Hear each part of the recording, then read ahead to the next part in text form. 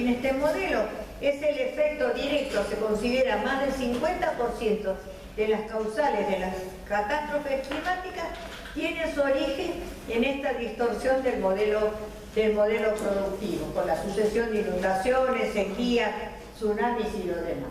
Y al mismo tiempo, cuando parte de esta producción de alimentos que decíamos, también se transforma en energía a través de los agrocombustibles. Por supuesto que para vendernos las bondades de esta situación necesitaron de otro recurso, de otra pata de esta mesa, que es la de los medios de comunicación, la concentración monopólica. No solamente es Clarín en la Argentina, sino en los demás países, para vendernos un modelo aparentemente exitoso, brillante, que nos produce que nos anuncia un modelo de bienestar y de belleza cuando nos encontramos con la contracara. Y finalmente, la comercialización de toda esta producción alimentaria se haga también súper concentrada en también modelo nuevo de comercialización de las últimas décadas, que son los supermercados. Son las bocas de expresión y de venta de este modelo.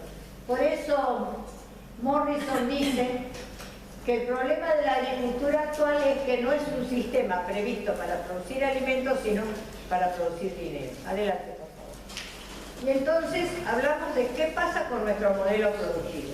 Tuvimos en septiembre la visita de la relatora del Derecho a la Alimentación de Naciones Unidas, Hilal Herbert, que hace un análisis muy interesante. Les recomiendo a todos que lean el informe final sobre la situación argentina. Está en el Google, lo van a encontrar, donde desmenuza, dice las cosas que nosotros decimos. Ella se entrevistó con todos los que estamos en esta lucha, se entrevistó con productores, con pueblos originarios, se entrevistó con el Estado también. Entonces sus conclusiones son muy interesantes y dice: la producción agrícola, claro que se ha incrementado, pero se ha hecho a costa de la salud, se ha hecho a costa del dolor humano, se ha hecho a costa de estos desastres que al mismo tiempo afectan al medio ambiente y no han resuelto el problema del hambre en el mundo, lo dice clarito.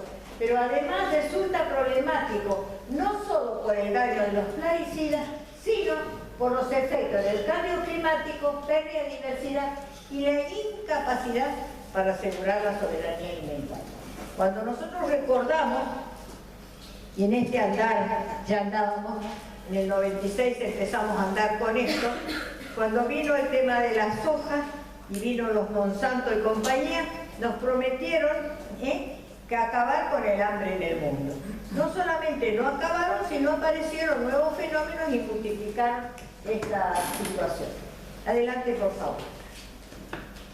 Entonces, nosotros nos encontramos que la industria alimentaria, la producción de alimentos en general, ha sufrido una verdadera reconversión productiva. Ya no pensamos solamente en los bueyes, en el arado, sino que mecanizamos el campo, pero fundamentalmente se requirió la inversión productiva de la inmensa cantidad de capitales necesarios para ello, pero porque apelaron a todos los recursos de la ciencia y de la técnica utilizada y que se utilizó o que se desarrolló en estos últimos años. Eso nos llevó a una situación de despojo sobre todo actuando sobre los bienes naturales para llegar a esta situación de shock, esta situación de crisis que vivimos no solamente acá, sino también en el resto del planeta. Adelante. Y es así que esta convergencia de capitales significó apelar a la nanotecnología, a la biotecnología, a la informática, a la neurociencia, es decir, a todo el desarrollo de la técnica y de la ciencia puesta a disposición del aumento de la producción de alimentos. Pero eso, en lugar de enriquecernos, en lugar de haber resuelto el hambre del mundo, ha significado la mercantilización de la naturaleza, es decir, mercantilizar la semilla, mercantilizar los alimentos, transformar la agricultura en cultivos de energía que decíamos recién, y al mismo tiempo no apelar o no respetar el principio de precaución y ser responsable de la pérdida de biodiversidad en el planeta. Y por supuesto con el efecto final del calentamiento global. Bueno, esto ha significado fundamentalmente en los países un aumento, una incentivación en la dependencia. Aquí Emil Samir, que es un economista egipcio, señala los distintos pasos por que se atraviesan. En primer lugar, este ofrecimiento de los espejitos de colores, que es decir, de los avances de la ciencia y la tecnología a países que tienen situaciones difíciles económicas, sobre todo los países dependientes. Bueno, es ofrecerles el buen vivir, para decirlo de alguna manera.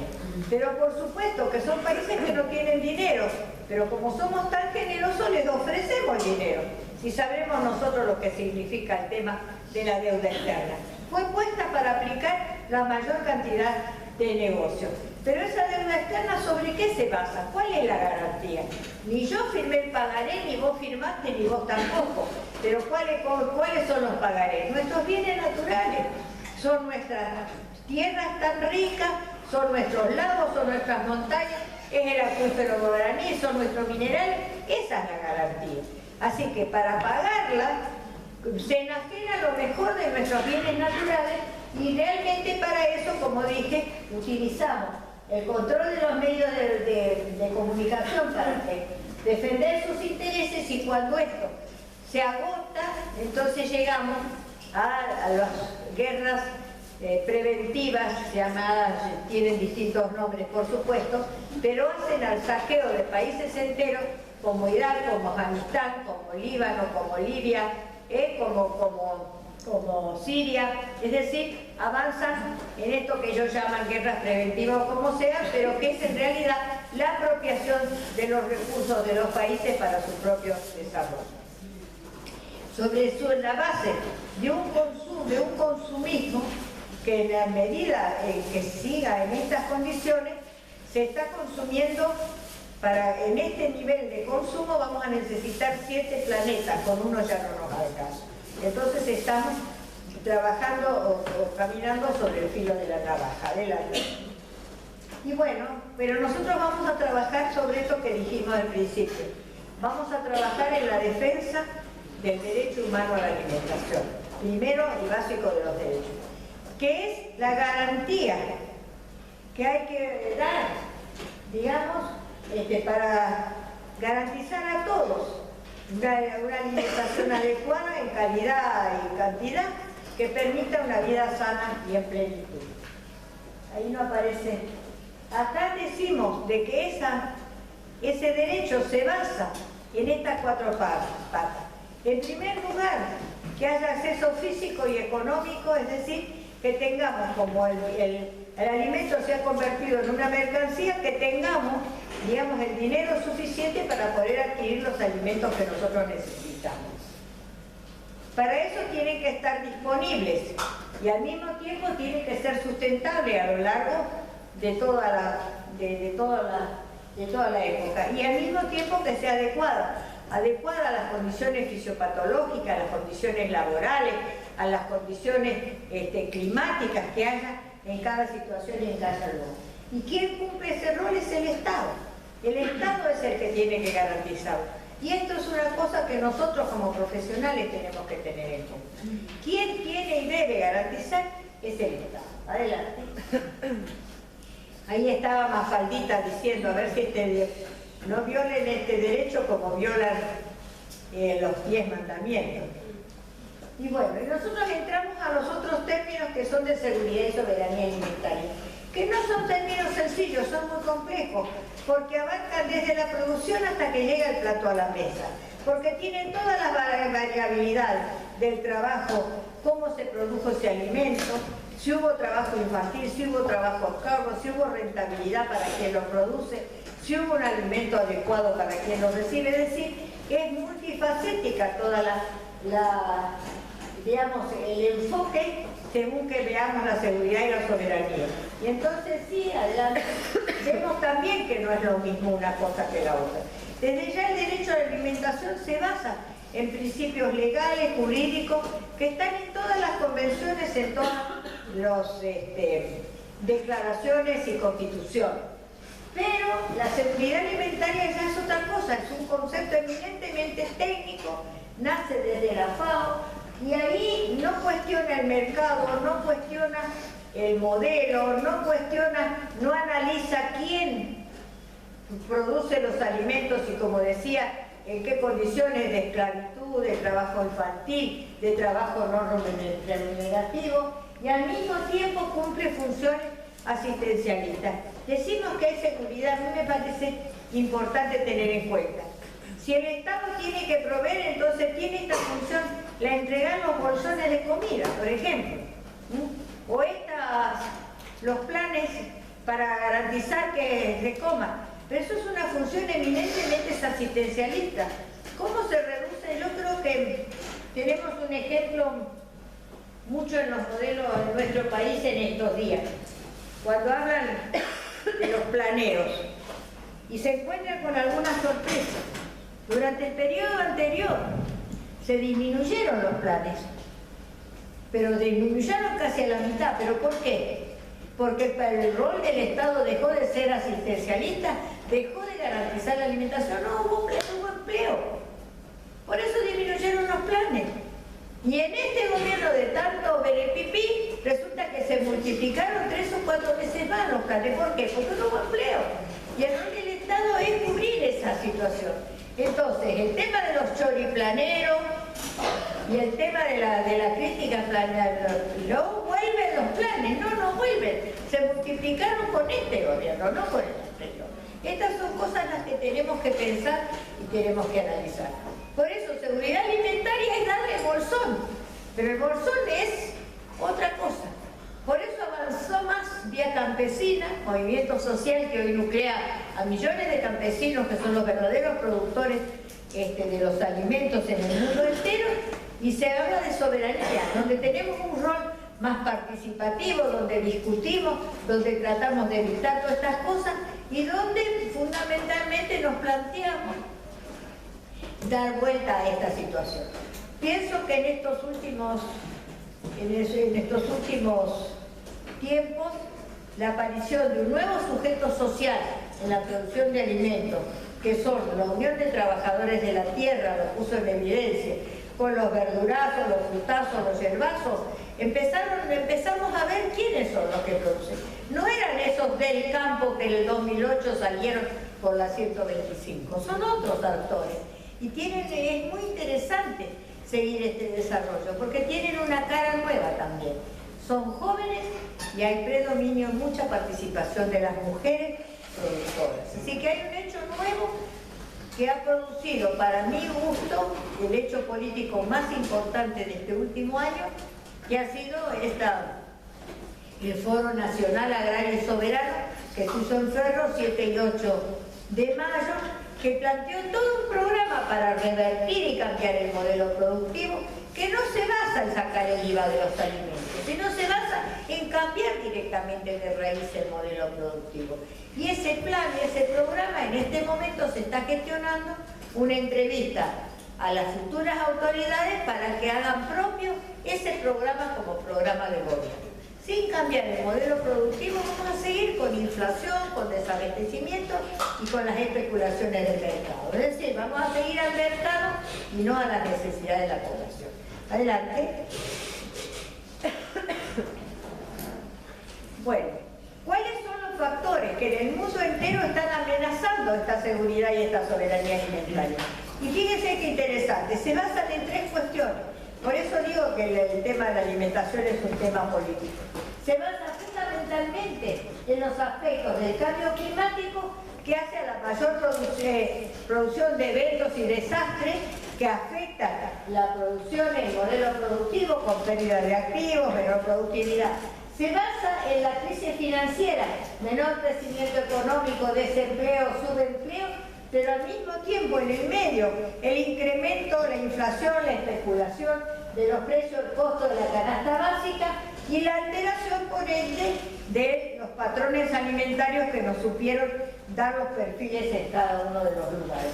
Y por supuesto nos llevaron a una mayor vulnerabilidad nutricional y una mayor vulnerabilidad alimentaria desde ya. Estas son las razones que amenazan la seguridad y que las que estamos viviendo en este momento, porque estamos con desastres climáticos, estamos con especulación y alza de la canasta básica y estamos en medio de la crisis financiera. Adelante. El análisis de nuestra situación hecho por Gilad Herbert, cuando dice que defender el derecho a la alimentación, esto se lo dijo al gobierno, es una responsabilidad indelegable del Estado. Hay que defender el derecho, y dice, sobre todo cuando hay crisis hay que defender los derechos humanos. ¿Por qué? Porque si no, tiene que tener en cuenta el impacto directo e indirecto de las políticas de ajuste sobre los problemas de alimentación que a quienes afectan a los más vulnerables. Es si no podemos comprar la leche, ni el carne ni el pan, si la leche que nos venden es cuasi leche, porque es muy lindo burlarse del cuchufito y de la pindonga, pero en los hechos es real. La leche no es leche, el queso no es queso, el dulce de leche no es dulce de leche, y entonces vendemos al supermercado los huesitos y los tendones de pollo. Si eso no afecta a la alimentación, bueno, cuéntenme quién lo hace. Si yo no puedo darle un vaso de leche a mi hijo, entonces ¿cómo voy a cumplir sus recomendaciones nutricionales? Si no puedo darle un trozo de carne, porque no sé si algunos han visto algunas ofertas de algunos supermercados que ofrecen como más barata la carne picada, que tiene un color no tan rojo sino más bien blancuzco, pero es porque la baratan agregándole soja, ¿no? Por las dudas. Si no lo saben, están informados. De la misma manera que hacemos con la leche, la aguamos, pero no le agregamos agüita sola, le agregamos soja, de paso cañazo. Entonces vamos a ver todos los efectos que eso produce. Y entonces dice las medidas de austeridad sobre la accesibilidad a los alimentos por los más pobres en la sociedad argentina. Adelante. Bueno, por eso me permito decir, desde hace un tiempo, 2015 para acá, decir de que en la Argentina hoy más que nunca se viola el derecho a la alimentación. ¿Por qué? Porque se restringe el acceso económico por el efecto de la inflación y del congelamiento de los salarios. Porque se viola la calidad de la alimentación, porque encima nos brindan un plato envenenado. Y finalmente porque también se viola el derecho a la información. No sabemos qué comer. Acá estamos. Adelante. Me pareció muy importante agregar en mi charla esto, que es un diagnóstico hecho por la Pastoral Social. Es decir, que no es Miriam, Y dice, custodiar el hábitat como un legado a preservar de la acción predatoria llevada adelante por el capitalismo de base extractivista, que contamina las aguas, que promueve la tala indiscriminada de los árboles, sin reparar en las consecuencias climáticas, que degrada los suelos y pone la vida en peligro mientras el uso excesivo de los agrotóxicos. Yo creo que la caracterización del modelo está puesta en estas palabras. Y agrega, el grado de desigualdad social en que estamos sumergidos es muy grande y peligrosísimo para nuestro país. Acá lo dice el obispo Lugones, que tenemos la suerte de tenerlo así, en la pastoral de julio de ahora nomás. Es decir, la caracterización del modelo está reflejada en estas palabras. Adelante. Bueno, y específicamente su parte más destacada lo señalan entre la Declaración de la Agricultura Familiar, en agosto también, y lo que dice la gente del UTP, que dice, los productores familiares somos los que producimos el 60 o 70% de la comida que llega a la mesa. Ellos son los que traen la lechuga, la leche, el queso, la carne, el pan. Pero nosotros no tenemos tierra. Y las subvenciones y créditos están destinados a los mayores concentradores y digamos, van a atascar las y entonces dan un repaso rápido, que lo vivimos todos. Esto ya es viejo, era de agosto, imagínense, ya estamos de agosto del 18 y hemos agravado esta situación. ¿Por qué? Porque en principio atravesamos una crisis que es económica, productiva y financiera, que hay un aumento en las importaciones. Esto no es un tema banal. Esto de traer 50.000, yo no tomo ese ejemplo, que son muchos más, pero en este más